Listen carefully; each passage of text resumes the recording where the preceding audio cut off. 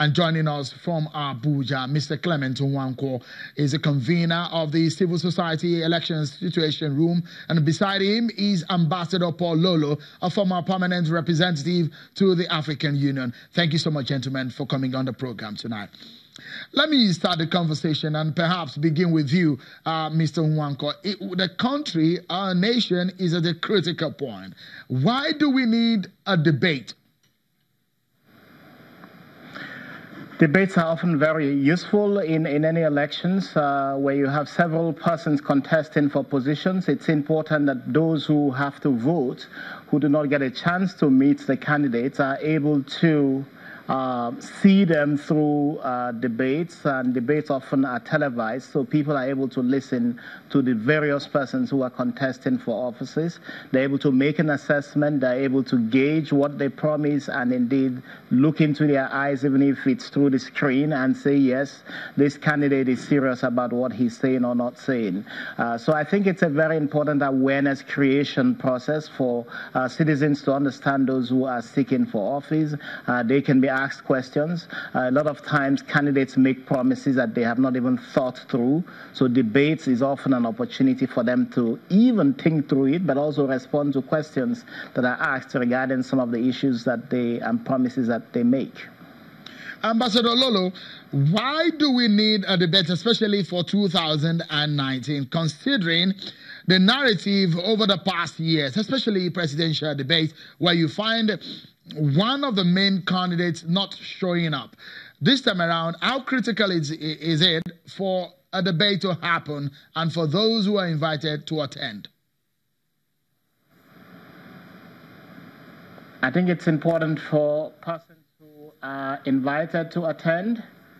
I think that we have seen, even as recent as Osun State, one of the major contestants for office refusing to show up or failing to show up. And I think that where you are contesting for office, you need to open yourself up to scrutiny, you need to open yourself up to questions, and you need to convince people to vote for you. I think that part of the problem is that people come to seek for office, they don't believe that the votes of the people are important, and so they basically have their own strategy other than relying on people's votes to be able to get them into office. So debates would mean that it is part of an electoral process, it is part of convincing the citizens on who to vote for. And in democracies that have emerged, debates are actually very compulsory. So I think that with respect to Nigeria, we need to get to the point where debates are made compulsory, especially for candidates contesting for very important offices, because it enables citizens to ask questions and enables citizens to make an assessment of the candidates so that they can know what to do and how to get them how to vote. Often, of course, it means that during elections, because politicians do not think that they need to rely on the votes of the people, that's why you have a lot of electoral offenses being committed, vote buying, rigging of elections, snatching of ballot papers, corrupting the election officials. Once we get to the time and the period when debates become really very important and people can be convinced by the performance and by the debates that happen, then it means that all of the processes that subvert the electoral, all of the issues that subvert the electoral process would have been brought to a halt. Ambassador Lolo, coming to this conversation now, would you agree to a law compelling candidates taking office, especially the topmost office in the land, to debate? Would you advocate for such a law? Well, thank you very much, Shaun. The issue is when you pass a law, you must have the capacity to enforce. And a situation where, for instance, the chief police, who would be the custodian of this law, and by extension, the president of a country, who fails to turn up for a debate, what do you do?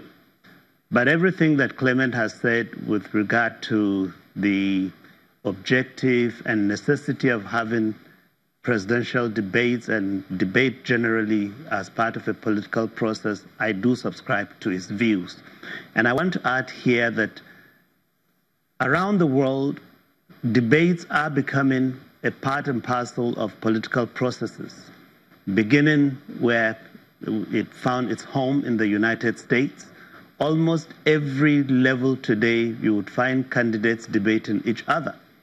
He has made the point, and very strongly and clearly too, that if you engage in a debate, you come close to the electorate and give them an opportunity to assess you as a candidate. It also provides the widest audience at any given time that a candidate can ever muster. And so by stepping forward in a debate format, not only are you speaking directly to those whose vote you need, but you're also telling them what you are going to do for them. And in times past, we have seen how some campaigns have been made and marred by debates. A very good candidate who does not prepare adequately could step forward on the wrong foot and would not come out tops in a debate. And similarly, an underdog or so-called underdog in a campaign may win the audience through the debate.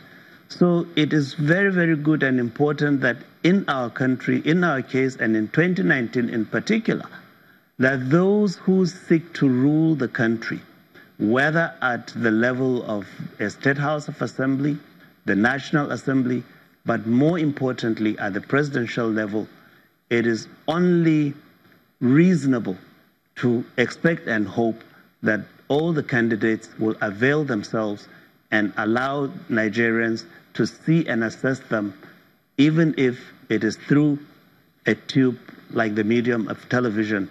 But a debate is important in the political process. Let's take a break. But when we come back, a lot of people are suggesting that a major candidate may not show up. What will happen if that plays out? Will people still go ahead to vote for a candidate who refuses to talk to the people in a presidential elections debate? We'll talk about those critical issues for an average Nigerian. That's next on the program, everyone. Join us again.